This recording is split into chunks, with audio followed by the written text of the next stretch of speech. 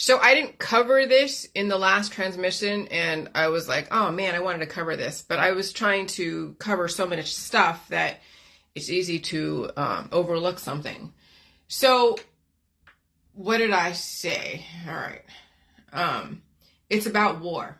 Okay, all war is deception. Finance, disease, and even going to battle overseas or on your own, like the Civil War. It's all deception. And so I'm going to say this. I'm going to be quite honest. War is only encouraged by the people you love, by your friends and family, and your favorite politician. Saw what happened in January 6th. You saw what happened in the Vietnam War after John F. Kennedy says, "What can you do for your country? Not what your country can do for you, but what you can do for your country," and develop that patriotism. And then everyone became some kind of maimed human sacrifice. And so the movie with Tom Cruise, Born on the 4th of July. I've never seen this. It's on Netflix. When I was a kid, I wasn't supposed to see it. I was shielded from it back in '89 because my mother thought it would trigger memories or traumatize the hell out of me or make me question my government. Okay? So pretty grim. It's cringing. And of course, I'm saying, oh my God, this is fucking horrible. Watching some of the scenes, traumatic. Oh my God. When you're faced with two choices, go to college or go to war, but both are either fighting the war then or designing future wars. I know it is part of the future of human population control, but the irony does not escape me. Hindsight is 2020. Okay? So it makes you question every single war your government brought you into, and that includes the Afghanistan war. In the name of hating someone, the whole Jilly Juice war, with the press was on the attack, eliciting all the little lay journalists and professional journalists to go and lay in the attack and develop minions and galvanize factions. Okay? And so makes you question every single war your government has brought you into in the name of hating somebody, a person, place, or thing, or idea. And that includes people overseas. I'm not saying people have been radicalized, but who radicalizes them? Well, people in their world as well as people in our world. So then again, depopulation is war. All war is based on deception. The system played both sides against each other. The peaceful hippies at war with those who went to war, to Vietnam. You can see the irony in all of this. And so we're all children of war when you think about it. Because you have medical holistic issues, or trauma from the medical holistic system, and you're getting things done to you that's basically declaring war on your body. When you go into the medical holistic system, it is declaring war on your body, your mind, and your spirit. When you're taking tinctures, when you're doing surgeries, when you're taking all the different types of drugs and or herbs and extracts and detoxes, you are declaring war on your body.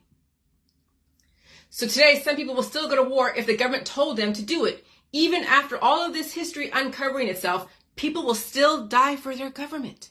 Not even for the country. Forget the country. That's all manipulation. You're dying for your government.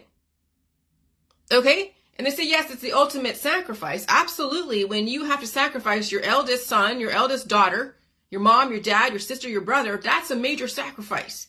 For what? For depopulation. Not so much this political maneuverings, manipulation of like, oh, this person did this. No, you're actually helping them depopulate and keep the population under control, and under control in other ways too. Psychologically, intellectually, physically. And you can still love your country and choose not to be a human sacrifice. But if you choose to be a human sacrifice, which means that you're part of the medical holistic system, part of the activist community, afraid of everything, you're choosing to be the human sacrifice. And you're giving away your energy to strangers. You're giving away your energy, your body, mind, and spirit to strangers, even on Facebook or out there in the medical holistic system or all the different political action communities.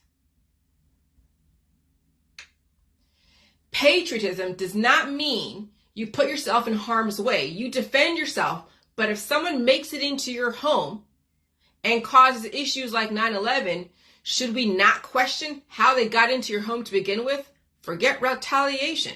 So if something happened to me, right, and I allowed something to come in that was nefarious to get a specific result, like more popularity. Oh, Jillian just let somebody come in so she can be on the headlines and promote the Jilly Juice world.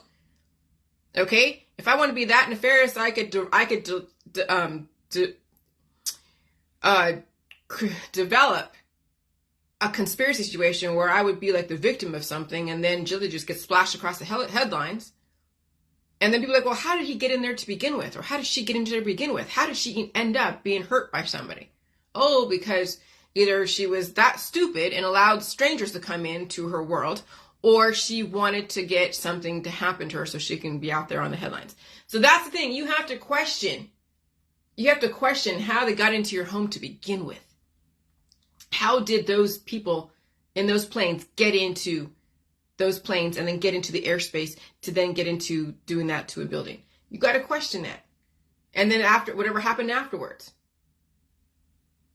So I stay out of the wars that do not involve me. I can still love my country by taking care of myself in my country and following the laws.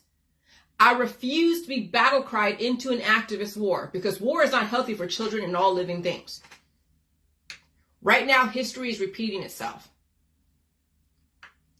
And so, by the way, there really is no one to blame for all this. People have either died, okay, like, George Bush Sr., and other people. Plausible deniability. So anyone that you want to blame for what happened back in 9/11 or even before that passed away, or they're under the radar.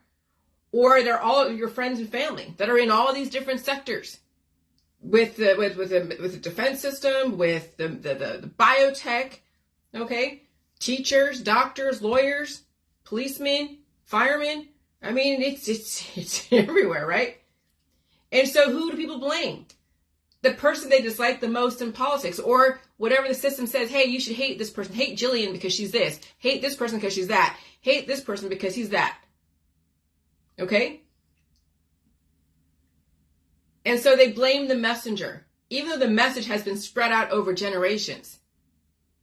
So we can begin with the message of complete and utter blind loyalty based upon John F. Kennedy. And then you have the Vietnam War.